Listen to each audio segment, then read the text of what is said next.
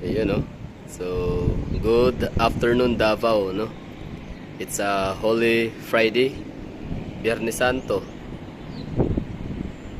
So, ito yung last day sa Holy Week. Bukas is Saturday, Black Saturday, no? Kung tawagin. Yan lang. So, nakikita ko natin dito yung itsura ng Davao City.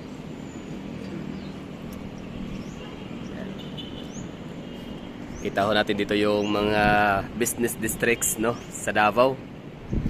Ito na yun, pinakauna. I-focus natin, zoom in. So yan po yung Lane Residences ng SMDC, no, Prime Holdings. SMDC Prime Holdings means basta ano, SM, mga Henresi family. Tapos yung gusali na yan, ayan na yung ano, Dako Daw Loop, no. So sa Dako Daw Loop, makikita natin diyan yung dalawang business parks or dalawang ano, no. Ayun na nga, business parks. So SMDC Prime Holdings, so which is Lane Residences. Tapos ito SM. Yung kulay white na yan, no, yan, SM yan. Tapos ito Lanang Premier Doctor Hospital or LPDHI Incorporated. Tapos ito naman kulay blue, yun yung Davao Financial Hub. Tapos yan, mga under construction ng mga high-rise building ni Davao Park District. Tapos ito namang malaking ano, gusali na to, na yan ang pinaka-frontan. So ito po ang Robinson Cybergate, Robinson's Delta. Yan na yung ano, call center din yan na PXI. Tapos tingnan natin dito na area. Itong kulay gray na may pagka-ivory ang kulay, yan ay Acacia Hotel. Okay, no? Tapos yan naman nakita natin na isa. Yan. Ano ba yan? This one ay Grand Regal Hotel, no? Isa yan sa Grand Regal Hotel and Casino. Kasi nakita rin yung tulay Bahada. Ay, sorry. Ano yan, Dumanlas Corner, GP Cabagyo, GP Dorel. Davao, Region 11 or Davao Region, Department of Health, Region 11. Tapos ito naman nakita natin dito na malaking gusali, ano?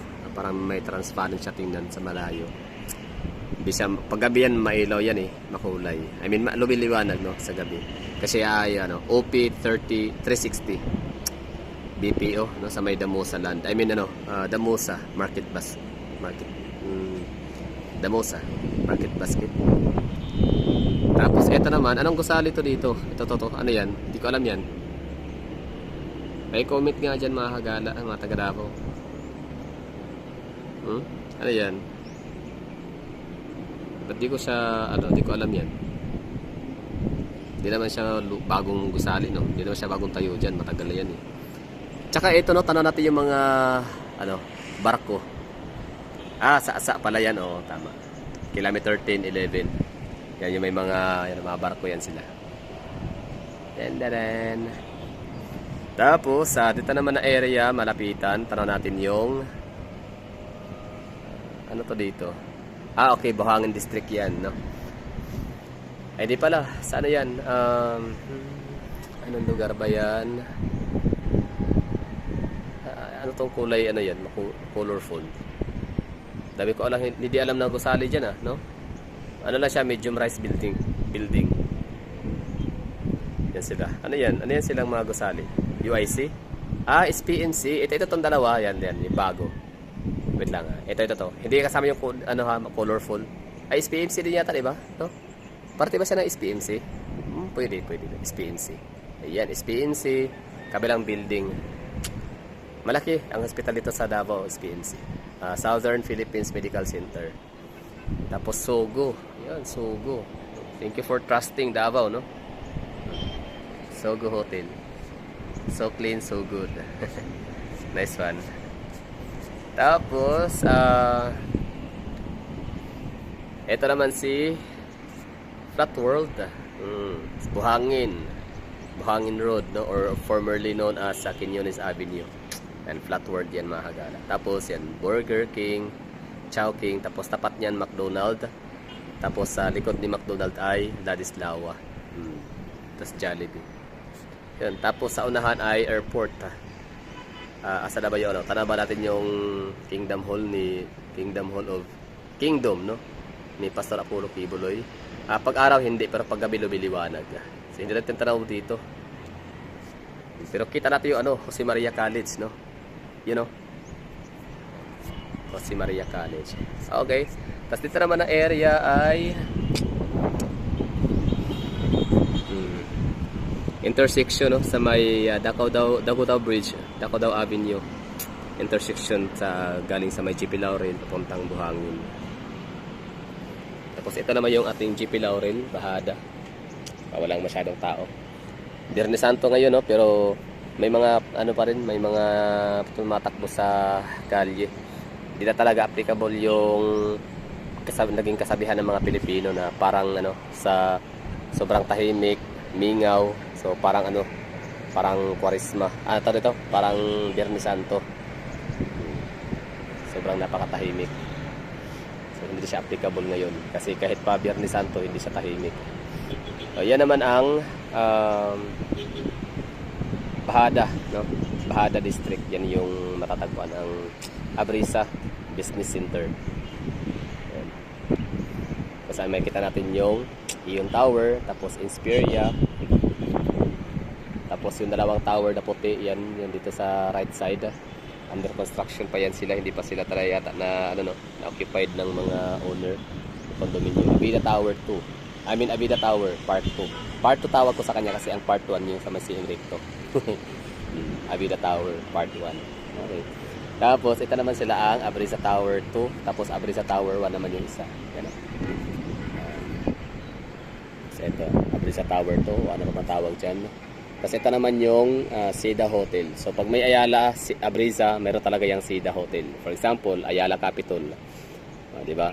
Sa may Bacolod City. So meron isang Seda Hotel. Sa may Ayala Business District sa Cebu Business District or Cebu Business Park. Meron din sa Seda Hotel. Same din sa Manila, sa may Vertis North ba yun? Sa Quezon City, QC. And syempre, Chinatown, no? The largest Chinatown in the Philippines goes located in Davao City. Consists of 5 barangays. So kasama yung Gaisano Mall, di ba? Part pa yan ng Chinatown. So Gaisano Mall. Zoom in natin Gaisano Mall, kung saan sa likod ni Gaisano Mall yun yung may parang kulay blue na tatlo na parang dark blue. Yan ay Ateneo de Davao University. Tapos yun, yung sa kanyang harapan naman ay yun ang Gaisano Mall of Davao. Tapos yung kulay green na yan, yung parang safety net. Yan ang gusaling yung building under construction na meron siyang safety net. Hindi ko alam kung ano yan. Anong gusali yan. Tapos yung may patulis, no? Matulis na bagay. Yan ay Grand Pinnacle sa may Santa Ana Avenue. Tapos itong kulay blue naman na gusali, yan daw ay parte daw yan ng sa may San Pedro Hospital. Or baka itong I don't know, but never mind. Okay, tapos yan, tanaw natin dito yung Peak Lane Residences. Tooto Peak Lane. Tapos yung pinakamataas na gusali sa buong Mindanao Island, ang 36th floor na Vivaldi Residences Bayoro Towers. Tapos yung sa likod naman nila ay ang Avida Towers. Hindi makita si Marco Polo kasi nasa likodan, no? Nasa likuran. Natatalikuran. Ganda, no? Ganda ng Davao City sa downtown area. Wala lang. Share ko lang, diba? So, daming sa Samal, ay ito pala, ang Island Garden City sa Samal, bakit pinili natin na mag-swimming pool na lang kumpara sa magdagat sa Island Garden City of Samal? Yan na nga dahil sa nahuli tayo sa booking, no? Talagang naunahan tayo sa mga mabibilis talaga, early booking sa Samal, kaya punuan, no? Fully booked yung mga resort na mga ganda na suki natin na abot kaya ang halaga, tapos napakaganda pa. So, yun, fully booked na sila. So, ang natira, yung mga mga natira, syempre alam natin yung natira, bad service, pangit yung review, no? Bad service in the pangit ang mga amenities, no? Hindi daw sulit, gano'n, nakaka-bad trip daw, sabi ng mga reviews. So hindi tayo magbabaka sakaling iba yung ating pananaw kasi yun na yun reviews, no? Basta sabi na pulso ng bayan na nasasabi na may mga hindi maganda. Pag dagat, okay ang dagat sa Samal. Legit yan. Pero pag sinabing facility, amenities in the owner's service, so yan, dyan talaga nakakatalo, no? Ang mga resort businesses. Tapos, yun, hindi tayo pumunta ng Samal dahil maliban doon, isa yun, no, sa rason. Plus, nadadagdagan pa, no? Lagi pa lang brownout dyan, blackout. Nung nadaang mga linggo, pumunta tayo ng, ng Island Garden City ng Samal. Kasi nga, doon ako pinakaunang nagpalipad ng aking laruan, no, na aking drone. So, nakabila ako ng drone, no, mga 1 month na mahigit. Yun nga lang, sobrang busy ko, hindi ko pa nagawa na magpalipad, hindi ko pa nagawang mag-share, no, ng mga content na drone shots. Kasi nga sobrang busy, no. Siyempre okay naman, may kita naman sa YouTube. Ang maganda sa YouTube, dami kong mga leverage dito, no, like ang dami kong mga ibig ko sabihin, marami akong mga video na talagang araw-araw, no, pumapatok talaga yun, no. Talagang kumikita siya, nag-earn ng revenue. Pero hindi naman ibig sabihin, no, na hindi na ako mag-upload. Ibig ko sabihin, continuous pa rin naman ako na mag-upload. So, yan lang. Bali, mayroon na akong ginagawa. Medyo, lang siya, tawag nito. Importante lang, no? Importanteng bagay lang din. Importante naman na YouTube. Hindi ko naman sinabi, hindi kayo importante sa akin, mga hagalan. Importante kayo, syempre, no? Ay, malakas kayo sa akin, eh. So, yung iba dyan, buti hindi nyo ako iniwan kahit hindi na ako regular. Hindi ako napapadalas na mag-upload ngayon kung napapansin nyo, di ba? So, yun. Darating yung time na makapag-drone shots tayo, pero depende, no, kasi talaga ako'y gala, no. Ayokong magagala, para ako'y nanghihinayang sa aking mga gala sa ibang mga lugar, ibang mga rehiyon, probinsya sa Pilipinas na hindi ako makakapag kuha ng mga drone shots, mga aerial shots, kasi nakakapanghinayang. Hindi kasi lahat ng mga lugar ay mayroong aeroplano, no. May airport, for example, pupunta ako ng Cotabato City, Marawi City, mga ganun, no? So hindi ako makakuha ng mga drone shots sa area na yun. Ng aerial shots via airplane.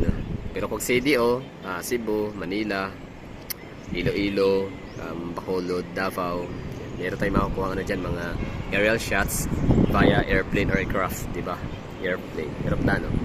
Kasi lagi naman tayo sumasakay ng aeroplano. Pero yun sa mga small towns, so yun ang gusto ko talaga na ma-share. Tapos yung mga resorts na pinupuntahan ho natin, no? So, hindi ko siya ma-promote na maayos kasi iba talaga kapag drone shots na pinifeature mo yung mga resorts, mga natural lang, no, na resort, no, naturally made, no, or natural na siya nag-exist, hindi siya man-made, hindi siya developed by people, no, by human, di ba? So, iba talaga pag may drone. So, yun ang for example, punta ko ng Samal, iba talaga ang drone shots dyan. Punta ko ng Talikod Island, punta ko ng kung saan-saan, no? Sa Matis, Siargao, punta ko ng Boracay, punta ko ng mga Palawan. So, yan yung mga area na dapat ko talagang bakit ko siya kailangan kaya ako bumili, no, ng drone para makapag-shoots. So, sa mga city view, walang problema, okay lang city view. Kahit hindi ako mag-aerial shots, no. Solve naman tayo na sa bawat check-in natin sa mga hotels and mga high-rise condominiums. Tapos okay rin yung ating mga city tour, no, mga sakay-sakay, ganon, walking vlog, mga ganon within the city, within the downtown area. Ito talaga resort. Kasi yung iba talaga, no, kung mapakita mo yung perspective ng isang lugar, isang napakagandang mga falls, lakes, di ba, mga mountain, mga forest mountains, green fields, mga ganon. Sila siguro mga hagala. So today sa Biyernes Santo, di ko alam nga anong tawag sa anong greetings dyan. Holy Friday, gano'n, no? Basta, so okay lang, pinakita ko lang sa inyo Davao City.